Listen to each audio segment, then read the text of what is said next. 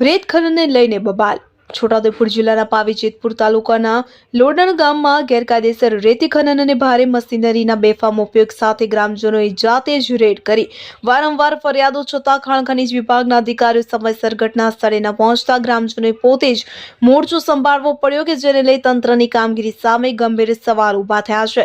છોટાઉદેપુર જિલ્લાના પાવી જેતપુર નજીક આવેલા લોડણ ગામમાં લાંબા સમયથી ગેરકાયદેસર રીતે રેતી ખનન ચાલી રહ્યું હતું. ભારે મશીનરી દ્વારા નદી પટ્ટા તથા ગ્રામ્ય વિસ્તારમાં ખોદકામ થતું હોવાથી પર્યાવરણને નુકસાન અને ગ્રામજનોએ જીવ જોખમમાં મૂક્યો હોવાનો આક્ષેપ કર્યો છે. સ્થાનિકોના જણાવ્યા અનુસાર વારંવાર રજૂઆત અને ફરિયાદો છતાં ખાણ ખનીજ વિભાગના જવાબદાર અધિકારીઓ ઘટના સ્થળે સમયસર પહોંચ્યા નહીં કે જેથી રોષે ભરાયેલા ગ્રામજનોએ જાતે જ રેડ કરી ગેરકાયદેસર રીતે કાર્યરત મશીનો અટકાવી રાખ્યા. તો ઘટના સ્થળે પહોંચેલા ગ્રામજનોએ તંત્રને સીધા સવાલો કર્યા કે જો ખનન ગેરકાયદેસર હતું તો સમયસર કાર્યવાહી કેમ ન થઈ અને હવે મશીનો જપ્ત કરવાની કાર્યવાહી કેમ મોડી થઈ. ગ્રામજનોએ આક્ષેપ કર્યો છે કે તંત્રની નિષ્કાળજીને કારણે ખનન માફિયાઓને ખુલ્લો હાથ મળ્યો છે.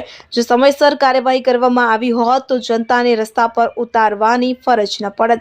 આ સમગ્ર ઘટનાએ ખાણ ખનીજ વિભાગની કાર્યશૈલી પર ગંભીર પ્રશ્નચિહ્ન ઊભું કર્યું છે. હવે જોવાનું એ રહેશે કે તંત્ર કડક અને સમયસર કાર્યવાહી કરશે કે ફરી એકવાર જનતાને જ મોરચો સંભાળવો પડશે. બે મશીન ઓપરેટર મંગાવી દો, બે મશીન મુકાઈ દો. તમારું કામ નહીં હોય તો પછી તમે નીકળી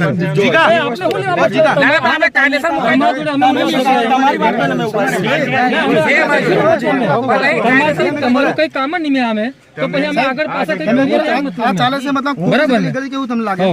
તમને કેવું દેખાય છે? ખોટું છે કે નહીં દેખાય છે? તમ તારે બ્લોક વિસ્તારની બહાર જ છે એવું આપણે નથી કહેતા, પણ તમે એમ કહો છો નહીં, તમે એ વસ્તુ તમે કહો સવાલ છો. આ ખોટું છે કે સાચું સાથ થાય દેવા કહું છું કે ઇલીગલી છે, બ્લોક વિસ્તારની બહાર જ છે. બરોબર, અમારા જોવા પ્રમાણે પ્રાથમિક દ્રષ્ટિએ બરોબર છે, પણ અમે ના નથી પાડતા, પણ તમે કાર્યવાહી જ કશું નહીં કરવા દો તો કેવી રીતે થશે?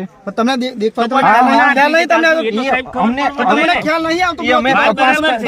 તપાસ કરીએ, કોણ કરવા વાળો કોઈ સ્વીકાર નથી કરવાનો. કાર્યવાહી કરવા દે પણ કોઈ સ્વીકાર નથી કરવાનો. હું તમને એમ કહેવા